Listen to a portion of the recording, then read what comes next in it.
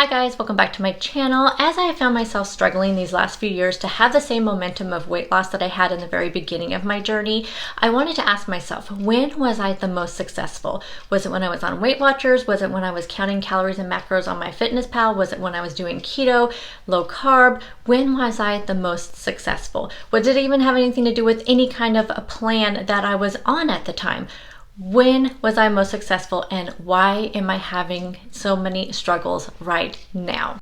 After some reflecting, I realized I was the most successful when I was really focusing on the bad habits that I had developed over the years that was hindering my weight loss and also just hindering my healthy lifestyle in general. And honestly, these bad habits were my biggest weight loss mistakes. Before we jump in, I want to give a little disclaimer that these are my personal weight loss mistakes. Everyone's journey is different. One person's way of eating may be different than someone else's, and definitely weight loss is not one size fits all. I wanted to share these with you because these may be things that you didn't realize that you had been doing as well. And I really feel like all of these things are things if somebody really focused on, they may see a change in their weight loss if they've hit a plateau or just in their health journey in general. First, just a little bit of background if you are new to my channel. I did recently visit my doctor and I have a whole video on my health update. It's mixed in kind of with a vlog, but I'll try to link it where it'll start with the health update. So I will link it down below in the description box. I'm really bad about linking them up in the iCards, but I will try to remember to do that.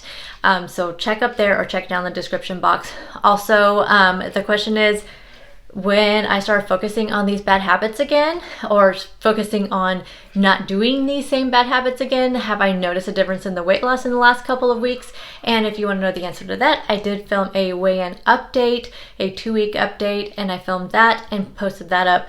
The video will be the video right before this one, but again, I'll try to remember to post it up in the iCards and also down below in the description box. If you see me glancing over here, as always, I always have notes over here so that way I don't forget to tell you guys something. You guys know I always like to do a lot of research and I always like to write a lot of notes, but I have a terrible memory, so I like to have all my notes right over here. Okay, let's jump into my 10 biggest weight loss mistakes. Number 1 is I stopped paying attention to portion control. While we may all think that really what you eat has to do with your good health, but also how much you eat has to do with it.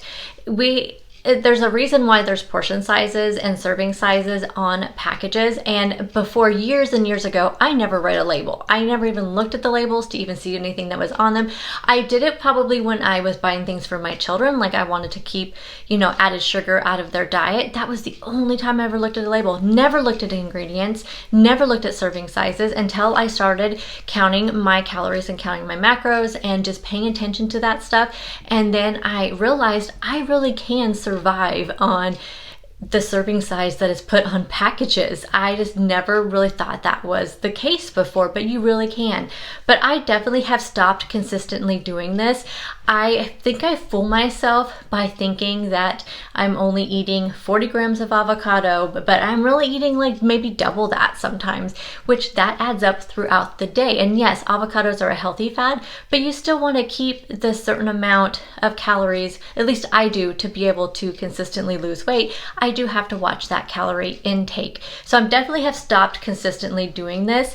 I may do it like a few days a week. I'll be really, really good, especially the days that I'm vlogging. I'll do great. I'll weigh and measure everything, have my scale out, it's there on my counter, but then I really just stopped doing it. And what's really hard for me to get back into the habit again after I stop doing it. So what is the fix for this? The fix is to go back to reading labels, be mindful about weighing and measuring on a consistent basis. Number 2 is overeating healthy foods. This kind of goes hand in hand with the portion control. Again, we have it in our mind that if we are eating some carrots, then it's fine. We don't need to worry about how many we're eating. You guys, I could probably eat one of those whole 1-pound bags of baby cut carrots. Not even thinking about it, not even putting it in any kind of dip, just eating them. Now again, that's not going to be that many calories, but those kind of calories do add up over time and throughout your day, especially if this is just something that you're eating, for like a snack or something, you haven't even had a meal yet and you're just eating a whole bag of baby cut carrots. Some of the healthy foods that I find myself overeating on a consistent basis are avocados, nuts, seeds, grapes, popcorn. Popcorn is a super bad one for me. Even if I'm eating just plain old microwave popcorn with no butter, nothing on it at all, I still find myself completely overeating that. While all of these are fabulous sources of vitamins and minerals, they all still have calories, and like other food, it is easy for those calories to add up. So the fix, again, goes back to the first thing where I want to be weighing and measuring and just being mindful of the, how much of these quote, healthy foods that I am eating, because otherwise I will definitely be overeating them. Number 3 is not practicing mindful eating. Mindful eating may mean something different for other people, but for me, it's just being aware of what I eat and why I am eating it. So we have all those bites, licks, and tastes. This is something that I learned when I started Weight Watchers. They always say, measure every bite, lick, and taste. I am the queen of grazing. I will be the first to admit that. I will have a bite here, a bite there, a taste here, but I don't even think about it. And yeah, if it's just a few little innocent ones while you're cooking, but I mean, it's literally like I will sit there and take like 4 or 5 like pretzel crisps out of the bag, and then I'll see some grapes in the refrigerator, I'll grab some grapes, and I'll grab this and I'll grab that. Now that may still only add up to 200 or 300 calories, but that's 200 or 300 calories that are adding on to your full day. So if I'm not, thinking about what, and then also it goes back to the why am I eating in between meals? Am I really hungry, or is it just because I'm seeing it? I'm bored, I'm stressed, I'm tired, I'm just not feeling well, emotionally, or I just open the refrigerator and I see it sitting there and I just, let me just have some of that. It's not because I'm hungry. I feel like my meals are filling enough. And on the most part, if you watch my vlogs, you see I don't do a lot of snacking. It's because I try to make sure my meals are pretty well balanced with a good amount of protein. I have the carbs, I have the healthy fats, that way things that will keep me full. So what is the fix for this? Again, just be mindful of what I'm putting in my mouth. And if it's a substantial amount, I need to track it. Also, I need to find other ways to distract myself so I'm not eating when I'm just bored or just don't have anything else to do, and I eat. And I also need to just not open the refrigerator so much, to be honest. I mean, it's like, why am I going in there? I don't need to be going in there. I just need to keep myself distracted. Also need to, maybe I drink something instead, drink some water, drink a cup of coffee, drink a cup of tea, something like that, just to keep myself from having food constantly in my mouth. Number 4 is not getting enough sleep. When I used to prioritize my sleep, I noticed that I did not find myself having these like late night like cravings. Again, that boredom, like hunger. I'm not going to call it hunger because I feel like it's really not hunger. It's just those cravings, those late night cravings, because I'm not getting enough sleep. So I get tired, and I always tend to eat when I get tired, or I'm just up later and really have no reason to be up because I really should be prioritizing my sleep, because getting good sleep is also good for your health as well. Also, I feel like I felt less stressed when I got enough sleep, because when you're, at least with me, when I don't get enough sleep, I'm cranky. And cranky, then it makes me stressed, and then it makes everybody else stressed, it makes everybody else cranky. So I need to prioritize that sleep. And I know sometimes it's just like, I don't want to go to bed because you have to get up early and you have to go to work. And if you're one of those people that isn't like a morning person, then sometimes it's hard to force yourself to go to bed at a certain time. For me, I found myself, if I get back into this habit of laying in bed and reading, then I'm in bed and I'm reading and I'm not near any food, so I'm not going to sit there and graze on some late night munchies. But then again, in the morning, I find myself just kind of cranky and tired and not feeling well. And then towards the end of the night is when those cravings start, because I didn't get enough sleep the night before. So the fix on this one is really simple. Go to bed when I'm tired. Don't force myself to stay up. I need to, if there's like some more projects or something I need to work on, a lot of times that's what I'm doing, is working on some editing or some, filming ideas, or staying up late to do my grocery list, something like that. I need to make sure I'm prioritizing my day. That way I can get to bed on time. Number 5 is setting too many rules for myself. We all know that weight loss is already a huge, huge task in itself. And then what do? We add on all these rules on top of it. Don't eat after 8. Do intermittent fasting. You start eating until you eat only between 11 a.m. and 8 p.m. Always eat breakfast. Don't eat breakfast. Restrict your calories. Eat as many calories as you want. Only eat 1 piece of fruit a day. Eat 8 cups of veggies a day. Make sure you drink your, 8 glasses of water. No diet soda. I mean, honestly, no wonder so many of us fail. We are setting ourselves up to fail from the very beginning by setting so many strict rules. So the fix on this, what do we do instead of setting rules? We need to set some goals. In the beginning of my journey, I set myself so many goals. I would have weight loss goals. I would just have, goals to fit into like something a little bit smaller, or just goals to make sure I'm getting my water in, my fitness goals. I had goals. They weren't rules, they were goals. So instead of, I tell myself, you can eat whatever you want, just make sure you're tracking it, because if you track it, then your goal for the day is to hit your 1,400 calories, 1,500 calories, whatever you want. But set yourself some goals instead of them being rules. You're setting yourself goals. And I highly recommend setting yourself like some kind of achievement goals. So again, you want to lose 5 pounds in a month, you reach your 5 pounds, give yourself something for doing that. I did that all the time in the beginning, and then I just stopped doing it for some reason. It was all about, I can't do this, I can't do that, I can't do this. It was just, I think I felt myself just being too restricted, and then that just turns into a whole other, animal when you do that. And I feel like setting yourself goals instead of setting yourself rules is setting yourself up for much more success. Number 6 is not consistently tracking. This kind of goes hand in hand with everything else I've been talking about. And this is something not everybody is going to be able to relate to, because some people don't want to track. I personally found myself, when I do track on a consistent basis, I do so good. Like I said, I started my journey by doing everything in MyFitnessPal. I tracked my exercise in there, tracked my water in there, tracked my food in there. I have zero issue with tracking. I don't find tracking annoying like some people do. For me, I find it almost comforting, because it's something I'm putting it in there. It makes me be mindful of what I'm eating. So it kind of goes along with everything else. You got your portion control because you have to put how much you're eating in there. You have your mindful eating because you're putting everything in there that you eat. You are being able to see everything add up. You can do your pre-tracking. You can pre-track your breakfast, your lunch, your dinner, and then you know what you have in between, and you kind of know if you can have yourself your little treat or something. I just don't know why I have stopped doing it on a consistent basis, just because I'm being lazy. And I feel like when I get lazy in my health journey, I get lazy with my exercise, I get lazy with my meals. It just turns into like just all over like craziness, just like where I am on 2 or 3 days a week and off the rest of the week. So being consistent, and when I say being consistent, I mean even tracking on your off days. So if you have something, like we have Thanksgiving coming up. If you do a big, huge Thanksgiving dinner and you don't ever worry about what you're eating on that day, you can still track it. If you have a birthday coming up and you're going out to dinner, track it the best you can.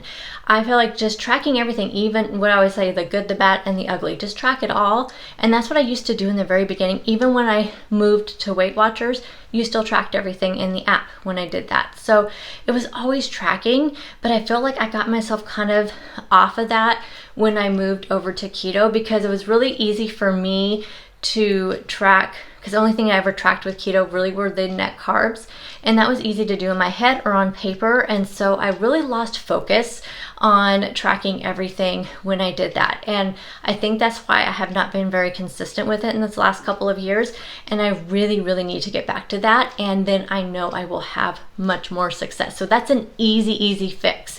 I just log the food that I'm eating, and that way I always know what I have. And right now I'm using the Lose It app. I may go back to MyFitnessPal. I'm kind of thinking if I go back to where I started, that maybe I will kind of gain some momentum. So I don't know, I'm thinking about doing that. I haven't used it in a long time, so I'm not sure what it looks like right now.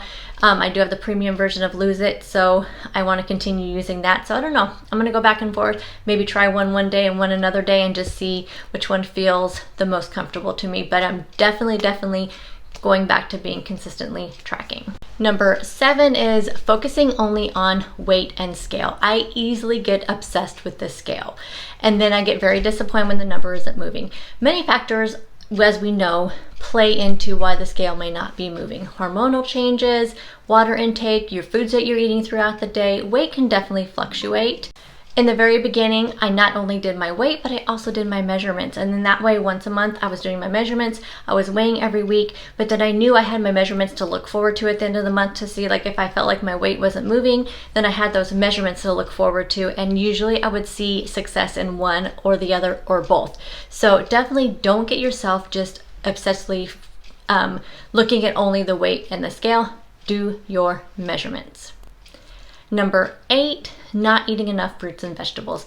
I go into every week with every intention of eating enough fruits and vegetables throughout the day. I will do really good again a few days, a day or two, then all my good intentions just go down the drain.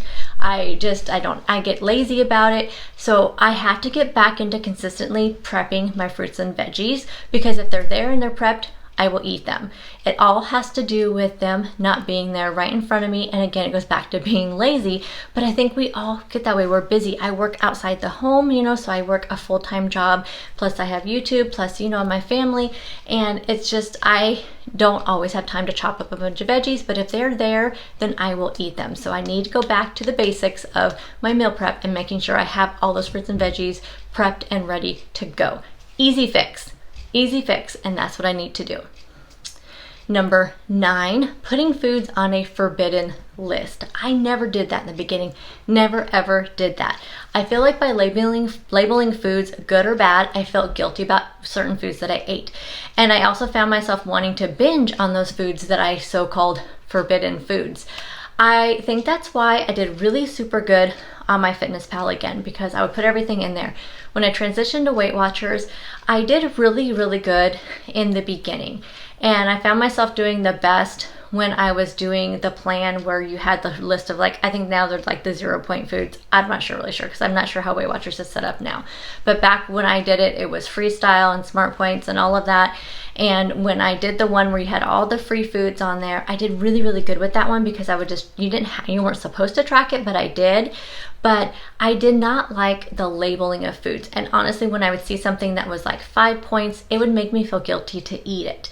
So I don't like having forbidden foods. I feel like if I do a lot better, if I tell myself I can have it and I track it and I move on, then I feel so much better about it than if I say I can't eat it and then that's what I want to binge on. And I will end up binging and overeating those forbidden foods. So it's an easy fix. Just stay in moderation with foods that I love, and then I think that will really help reduce my cravings. Number 10, letting my motivation slip. When I set goals for myself, I stay motivated. I talked about this earlier. I've stopped setting goals for myself, and I realized when I stopped setting those goals for myself, I really have lost my motivation and just lost the momentum. I found motivation only when I start something new. So when I moved to Weight Watchers, it was a brand new thing. I did great on it. And then the time when they changed plans, I did great on it. Then when I moved to keto, I did great on it. When I moved to low carb, I did great on it. So something new always makes me feel hopeful and energetic. But as that energy kind of waned, so did my motivation. So what is the fix for this? Just don't let myself lose the motivation. I need to remind myself that I am going to make mistakes. I can't be hard on myself for these mistakes I made. I can't say that I'm failing. I don't have to be perfect. If I kind of fall off track, I just need to get right back on track the same day. Just get back on track. Remind myself how I felt when I regained all this weight. I felt terrible. Remember how strong and confident I felt before. When I lost all the weight, it made me feel so confident and I felt fantastic.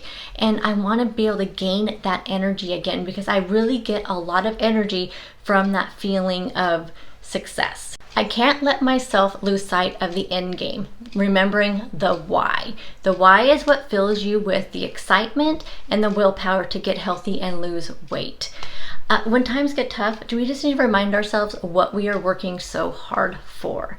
So those are my 10 biggest weight loss mistakes. Again, these may not be like a one size fits all for everybody, but let me know down in the comment section, did you relate to any of these? What are some of your biggest weight loss mistakes? Let's learn from each other. I think if we can really sit back and look at ourselves and look at when we were most successful, you're gonna see some of the things that you're not doing now that you were doing back then that maybe you can do now, and we can all get into a much better, happier place. And let's just get that motivation back. Let's get that excitement back.